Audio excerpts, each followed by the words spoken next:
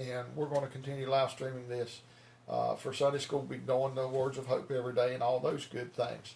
But would like to speak with you today and further our discussion from last week about Genesis. We had looked at the first two chapters first two verses rather, of Genesis. And again, Genesis is a unique book, and there are issues on however you try to flush out Genesis. There are probably 6 or 7 main ways that you can interpret this scripture and go through it to use. And there are offshoots of each. We kind of talked about the gap theory a little bit last week. But now I want to move on to the 3rd verse of the 1st chapter.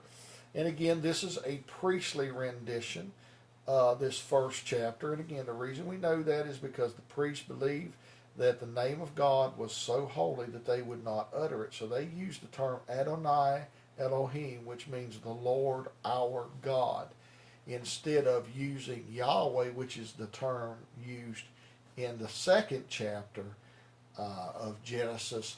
And that goes all the way back to Moses in the Meridian Desert at the burning bush when he asked God, what is your name? And he says, Yahweh, Yod-Heh, Vav-Heh, the Tetragrammaton, I am what I am, I will be what I will be.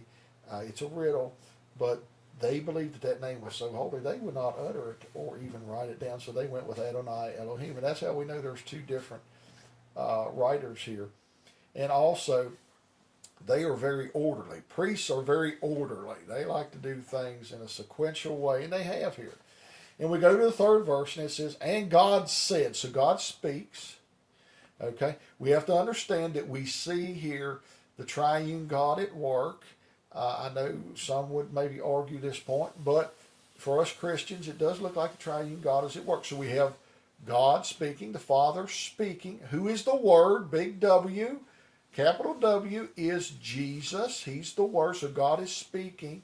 Jesus is the active part, big W. And what? The Spirit, the Ruah, the wind, the breath, hovering over the face of the cosmic waters or over the chaos. And then it says, and now God is going to bring order to this chaos. And God said, let there be light. And there was light. And God saw that the light was good. And God separated the light from the darkness. God called the light day, and the darkness he called night. And there was evening and there was morning the first day. Now, this is light being created. Now, here's the thing. There's no sun or moon that has been created yet, just light. Now, some people, well, God is the light. Well, maybe so. I'm not sure. But he does separate the night from the darkness. I'm not a physicist by any measure of the means or a scientist of any measure of the means. I promise you that's why you go into ministry. But I do know a little, and my understanding is when it comes to light, we cannot measure darkness. You can only measure amounts of light, and we measure the lack of light in certain places, or the, I guess, expanse of light, if you will, in others, and lumens.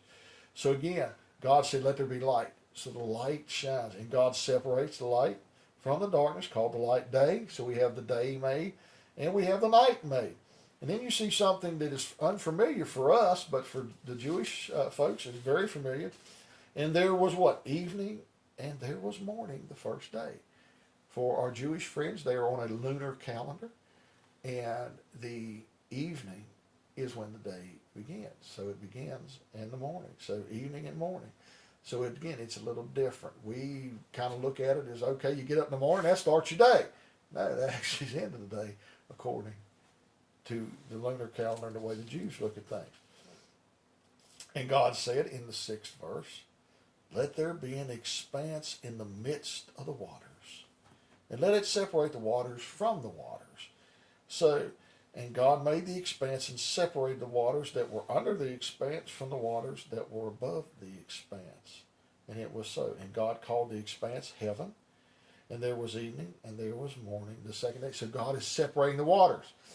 There's going to be waters that are below, and there will be waters that are above. As we know, clouds and everything, that's the waters. There is water up there, and it does rain down upon us. So God separates the waters in the sky from the waters that are below, that we eventually are going to see that there are seas and rivers and all sorts of things that happen. And the evening and the morning were the second day. So we have, again, a very orderly account.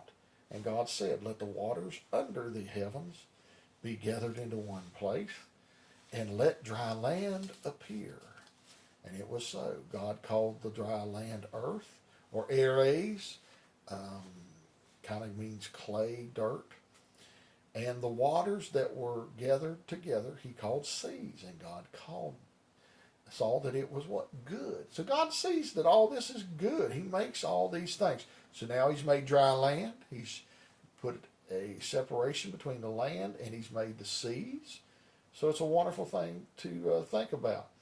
And God said, let the earth sprout vegetation, plants, yielding seed, and fruit trees bearing fruit, in which is their seed, each according to its kind on the earth. Now, here's something you have to understand. I know there's a thing called grafting, of putting different types of trees together. I don't know really that much about it, but I know there is a thing called grafting. But you cannot get, let's just say, you cannot get an apple tree from a peach seed. Doesn't work. You cannot get soybean from wheat, or vice versa. You have to have that seed. So God makes things very orderly, so that if you want a peach tree and you want peaches, you got to have a peach seed. You want apples, you want apple trees, you got to have an apple seed, and all of those things. So he makes the seeds. He makes all of these things. The vegetation. He's very good to us. Gives us all of these things according to its kind on the earth. And it was so. The earth brought forth, vegetation, plants yielding seed according to their own kinds, and trees bearing fruit, in which is their seed, again, as we just discussed, and according to its kind. And God saw that it was good. And there was evening, and there was morning, the third day. And God said, let there be lights in the expanse of the heavens to separate the day from the night, and let them be for signs and for seasons, and for days and years, and let them be lights in the expanse of the heavens to give light upon the earth. And it was so. And God made the two great lights, the greater light to rule the day, and the lesser light to rule the night, and the stars. And God set them in the expanse of the heavens to give light on the earth, to rule over the day and over the night, and to separate the light from the darkness. And God saw that it was good. And there was evening, and there was morning, the fourth day. So God makes the stars, he makes the moon, he makes the sun. Again, everybody, well, what was the light before? Really, what does it matter? God can do what God wants to do. We can sit and try to figure this out. We have to understand, God is beyond us. God is greater than us.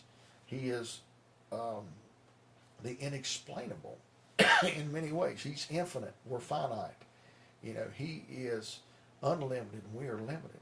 So again, we're trying to figure out things that we just really can't figure out. We just have to take it, and that's what faith is, taking it as it happens. And God said, let the waters swarm with swarms of living creatures, and let birds fly above the earth, across the expanse of the heavens. So God created the great sea creatures and every living creature that moves, and with which the waters swarm according to their kinds, and every winged bird according to its kind. And God saw that it was good.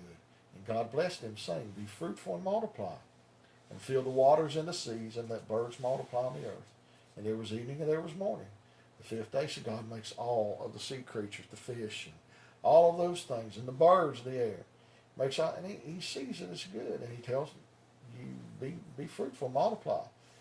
And God said, let the earth bring forth living creatures according to their kind, livestock and creeping things, and beasts of the earth according to their kinds. And it was so. And God made the beasts of the earth according to their kinds, and the livestock according to their kinds, and everything that creeps on the ground according to its kind. And God saw that it was good. Now we're going to kind of end up there, but look, according to its kind, we got to understand that you can't get something from something else. God is orderly the way he does it. Example of this, there are things called mules. But do you know that mules cannot reproduce? They can't, because you have to mix a horse and a donkey together to get a mule. mules are sterile. They cannot, because that's kind of it's a mixed up breed that God did not make. So therefore, you can't get something from something else. Horses make horses. Ostriches make ostriches. I guess the one thing that may be a little mixed up, and I think God took a lot of leftover stuff and made it, is the platypus. I've always been fascinated by the platypus.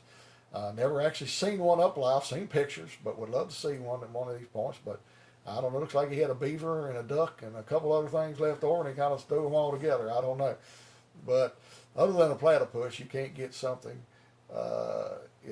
different from one thing. Now, we're going to talk next week a little bit about people and all the things that God made. But God made a wonderful creation. And here's the thing. If we go back to the creed in this, no matter how we look at this, I believe in God the Father Almighty, creator of heaven and earth. I believe God created it all. And the details are really not that truly important when we think about it. It's just that we understand that God is creator, and it puts us in our relationship with him. I pray that God would bless and keep you this day and all.